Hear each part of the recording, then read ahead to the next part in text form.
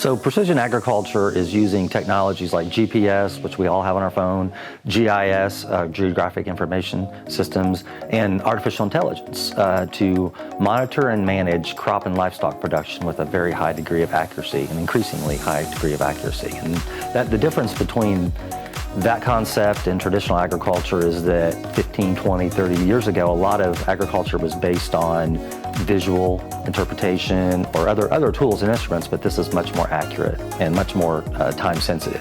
Aviation is playing more of an emerging role in agriculture, specifically uncrewed aircraft systems, drones.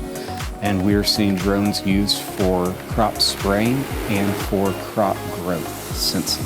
We are at the Franklin Ivy Tech campus, and we're at the Franklin Ivy Tech campus because Columbus's Ivy Tech campus is actually in controlled airspace. Students at Ivy Tech are trained to use technology like drones, like air agriculture precision systems, first by learning how the drones fly and how to set air agriculture missions, how to plan flights. After that, students are taught how to read the data that is given to the students through sensors and the hardware that are on those drones. The day-to-day impact of precision agriculture, if we stop and think again about precision agriculture as helping farmers being much more accurate and precise, efficient with their fertilizer, their water, their seed, their feed, then that's going to hopefully put more money in their pockets. And particularly in an agriculture community, that translates into more money in the community.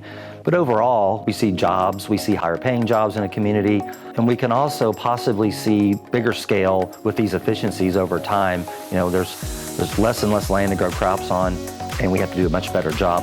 UAS systems, specifically in agriculture, are having an emerging impact. In the past 12 to 24 months, we've seen more agriculture producers begin using UAS systems, drones within their crop production. So students are prepared for entering this field by taking our coursework, and one of the big components of the precision agriculture degree is students are required to do an internship. As an intern, these students are right in the middle of it almost from day one in a lot of cases. So that really is a big important part of it. There's just lots of opportunities all over the country, lots of different industries, livestock, crop protection, really all over the world.